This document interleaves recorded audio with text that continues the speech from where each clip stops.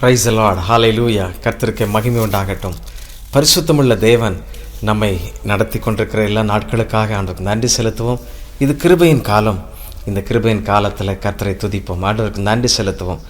நன்மைகளை செய்யும்படி நாம் நாடும் பொழுது நிச்சயமாக கர்த்தர் பெரிய காரியங்களை செய்வார். ஆகவே நம்முடைய வாழ்வில் நன்மை செய்யும்படி நாம் ஒவ்வொரு நாளும் முயற்சி எடுப்போம். கர்த்தர் பெரிய காரியங்களை நம்முடைய வாழ்வில் செய்வார். பிரியமானவர்களே, ஒரு அருமையான சம்பவத்தை நான் உங்களுக்கு சொல்ல வேண்டும் என்று சொல்ல விரும்புகிறேன்.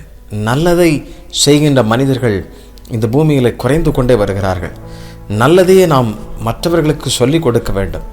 இந்த உலகிலே நட்பு பாராட்டுகின்றவர்களுக்கு, அது மாத்திரமல்ல நம்முடைய பிள்ளைகளுக்கு சிறந்ததை சொல்லிக் கொடுக்க வேண்டும். அப்படி சொல்லிக் கொடுக்கிற மனிதர்களை ஆண்டவர் தேடிக்கொண்டே இருக்கிறார். காரணம் என்ன? இன்றைக்கு உலகத்தில் பல்வேறு விதமான தீமைகளை விதைக்கின்ற மனிதர்கள் ஏராளமான பேர் இருக்கின்றார்கள். தீமையான காரியங்களை பேசுகிறவர்கள், தீமையான எண்ணம் கொண்டு புறம் கூறி தங்களுடைய வாழ்வையே அவர்கள் நாசமாக்கின அநேக மனிதர்கள் தங்களுடைய சந்ததிகளுக்கும் அதையே சொல்லிக் கொடுக்கின்றதை நாம் பார்க்கிறோம். நீங்களும் நானும் அப்படிப்பட்ட மனிதர்களாக இருக்கக்கூடாது. ஒரு அருமையான மிகப்பெரிய ஒரு தொழில் அதிபர், அவர் தன்னுடைய வாழ்வில் மிகுந்த சந்தோஷத்தோடு கூட எல்லாவற்றையும் சம்பாதித்தார். ஆனால் அவருக்கு பின்பாக அவருக்கென்று குழந்தைகள் இல்லாதனால், வாரிசு இல்லாதனால், இந்த வருங்காலங்களில் இந்த நிறுவனத்தை நடத்துவதற்கு உண்மையான ஒரு நபரை கண்டுபிடிக்க வேண்டும் என்று சொல்லி அவர் எதிர்பார்த்தார். ஆகவே தன்னுடைய அலுவலகத்தில் பணியாற்றி கொண்ட, தன்னுடைய ஃபேக்டரியில் பணியாற்றி கொண்டிருந்த ஏராளமான பேரை ஒன்றாக அழைத்து அவர் சொன்னார், நான் சிறந்த மனிதனை கண்டுபிடிக்க வேண்டும் என்று சொல்லி விரும்புகிறேன். எனக்கு பின்பாக மேல் அதிகாரியாக நியமிக்க வேண்டும் என்று சொல்லி விரும்புகிறேன். ஆகவே அப்படிப்பட்ட நபரை நான் தேர்ந்தெடுக்க விரும்புகிறேன் என்று சொல்லுகிறார். எல்லாரும் ஆச்சரியமாய் பார்க்கின்றார்கள். ஒவ்வொருவரும் ஆச்சரியமாய் பார்க்க ஒவ்வொருவரையும் அழைத்து ஒரு அழகிய ஒரு சிறிய விதையை கொடுக்கிறார். விதையை கொடுத்து என்ன சொன்னார்? 1 வருடம் கழித்து இதனுடைய பலனை என்னிடத்தில் கொண்டு வாருங்கள். நான் அதை கவனித்த பின்பு நான் நினைச்சுவேன் எந்த நபர் சரியான நபர் என்று சொல்லி நான் கண்டுபிடித்து அவர்களை நான் மேலதிகாரியாக தேர்வு செய்வேன் என்று சொல்லி அந்த மிகப்பெரிய தொழிலதிபர் சொல்லிவிட்டு விதையை கொடுத்து விடுகின்றார். எல்லாரும் வீட்டிற்கு போகின்றார்கள். ஆகவே விதையை அவர்கள் பராமரித்து தங்களுடைய மனைவியிடத்தில், பிள்ளையிடத்தில் சொல்லி அதை அவர்கள் என்ன செய்கிறார்கள்? பராமரித்து வருகின்றார்கள். இந்த அருமையான ஒரு இளைஞனும் அவன் என்ன செய்கிறான்? தன்னுடைய மனைவியிடத்தில் சொல்லி, இப்படி சொல்லிவிட்டார், என்ன செய்வது என்று தெரியவில்லை என்று சொல்லி அவர்களும் தன்னுடைய வீட்டில் இருந்த ஒரு அழகிய தொட்டியிலே அதை போட்டு வைத்திருந்தார்கள். அதை ஒவ்வொரு நாளும் பராமரித்தார்கள். அதற்கு தண்ணீரை தெளித்தார்கள். அது ஒரு சிறிய செடியாக அது அழகாக வளர ஆரம்பித்தது. ஒவ்வொரு நாளும் வேலை பார்க்கும் ஸ்தலத்தில் மற்றவர்களிடத்திலையும் விசாரிக்க ஒவ்வொருவரும் பிரம்மாண்டமாக சொன்னார்கள், என்னுடைய செடி அழகாக பூக்க ஆரம்பித்து விட்டது, என்னுடைய செடி இப்பொழுது காய் கொடுக்க ஆரம்பிக்கும், இன்னும் 2 நாட்களிலே நடந்துவிடும் என்று சொல்லி ஒவ்வொருவரும் பல்வேறு விதமாக பேச, இந்த இளைஞனுக்கோ தன்னுடைய மனைவியிடத்தில் வந்து சொல்லுகிறான்.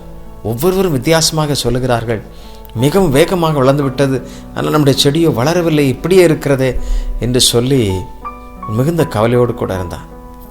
நாட்கள் போகின்றன, காலங்கள் போகின்றன. இன்னும் சில நாட்கள் தான் இருக்கிறது. 1 வருடத்தின் முடிவில் அந்த நம்முடைய எஜமான் அழைத்து கேட்பார், என்ன செய்வது என்று சொல்லி தெரியவில்லை. கலங்கி கொண்டிருந்தான். நாட்கள் போன பின்பு எஜமான் அழைக்கின்றார். எல்லாரும் அன்றைக்கு மிகுந்த உற்சாகத்தோடு அந்த அவர் கொடுத்த விதையினுடைய கனிகளை சுமந்து வருவதற்காக அவர்கள் அடுத்த நாளிலே ஆயத்தமாகிறார்கள். ஒவ்வொருவரும் சுமந்து வருகின்றார்கள்.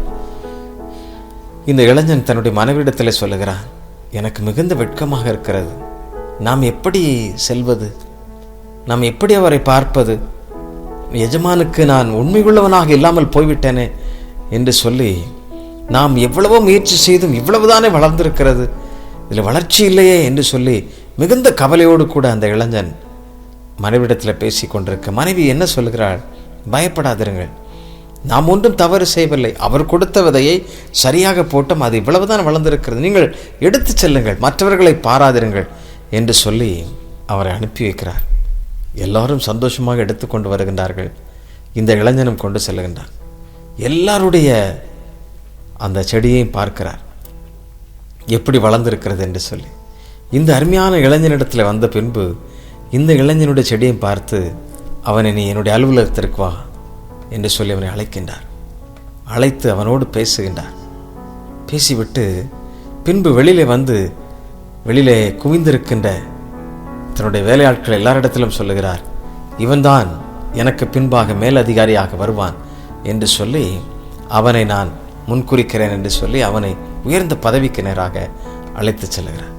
எல்லாரும் ஆச்சரியப்பட்டார்கள், எப்படி எப்படி எப்படி என்று சொல்லி. அப்பொழுது அந்த தொழிலதிபர் சொன்னார், நான் ஒரு விதையை கொடுத்தேன். அந்த விதை ஒரு சிறிய விதை தான், அது வேகமாக வளராது, அதற்கு வளர்ச்சி கம்மியாகத்தான் இருக்கும்.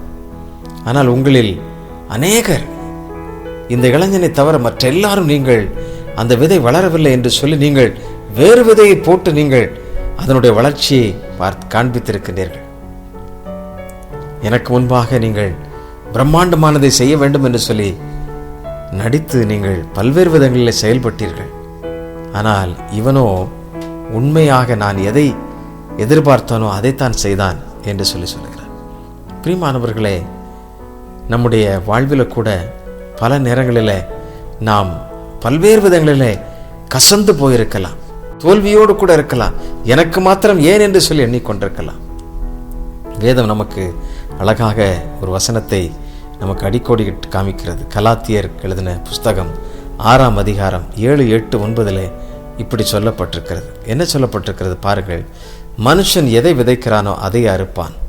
தன் மாம்சத்திற்கென்று விதைக்கிறவன் மாம்சத்தினால் அழிவை அறுப்பான். ஆவிக்கென்று விதைக்கிறவன் ஆவியினாலே நித்திய ஜீவனை அறுப்பான். நன்மை செய்கிறதில் சோர்ந்து போகாமல் இருப்போமாக. நாம் தளர்ந்து போகாதிருந்தால் ஏற்ற காலத்தில் அறுப்போம் என்று சொல்லப்பட்டிருக்கிறது. ஆகவே நன்மை செய்வதில் நாம் சோர்ந்து போகாமல் இருப்போம். எதை விதைக்கிறோமோ அதைத்தான் நாம் அறுப்போம். ஆகவே கவனமாக விதைப்போம். நல்லதையே நம் சந்ததிக்கும் சொல்லிக் கொடுப்போம். நம்மோடு கூட பழகிறவர்களுக்கும் சிறந்ததை நம்முடைய வாழ்வின் வழியாக நாம் சொல்லுவோம். நிச்சயமாக அவர்கள் கிறிஸ்துவுக்குள் வாழ்வார்கள், கிறிஸ்துவின் சாயலை பெற்றுக்கொள்வார்கள். அந்த சிந்தையோடு பரலோகத்தையும் அவர்கள் பெற்றுக்கொள்வார்கள். ஆம், அப்படிப்பட்ட உன்னத ராஜ்யம் நமக்குள்ளாக வரட்டும், நம் ஒவ்வொருவருக்குள்ளாக பிறக்கட்டும். ஜெபிப்போமா? அன்பின் ஆண்டவரே, நீர் எங்கள் மேல் வைத்திருக்கிற நம்பிக்கை, கரிசனை, அன்பு, உண்மை, இதையெல்லாம் நாங்கள் எண்ணி பார்க்கிறோம். எவ்வளவாய் நீர் எங்கள் மேலே இந்த ஆண்டவரை காரியத்தை எதிர்பார்த்து இருக்கிறேன். நாங்கள் உண்மையுள்ளவர்களாய் இறுதி மூச்சு வரைக்கும் ஆண்டவரை நன்மை செய்கிறவர்களாக இருக்க கர்த்தாவை எங்களை அர்ப்பணிக்கிறோம், எங்களை ஒப்புக் கொடுக்கிறோம். கர்த்தர் நீர் எங்களை தொடர்ந்து பயன்படுத்தும் சுவாமி, தொடர்ந்து பயன்படுத்தும். ஆண்டவரை எங்களை வெறுமையாக்கி தாழ்த்துகிறோம். எங்களுடைய வாழ்வில் உண்மையில்லாத எல்லா எல்கைகளையும் கர்த்தர் மாற்றும். ஆண்டவரே, உமக்கு பிரியமானவர்களை தொடர்ந்து செய்யும் இந்த கிருபைகளை எங்களுக்கு தந்தரலும். நாங்கள் சிறந்ததை மற்றவர்களுக்கு சொல்லிக் கொடுக்கும் ஆண்டவர் உண்மையுள்ள மனிதர்களாக இருக்க எங்களை இன்னும் தகுதிப்படுத்தும். எல்லா துதியும் எல்லா கனமும் உமக்கே செலுத்துகிறோம். இயேசு கிறிஸ்துவின் நாமத்தில் தாழ்மையோடு கேட்கிறோம் அன்பின் பிதாவே. ஆமென், ஆமென். Thank you. God bless you. God bless you.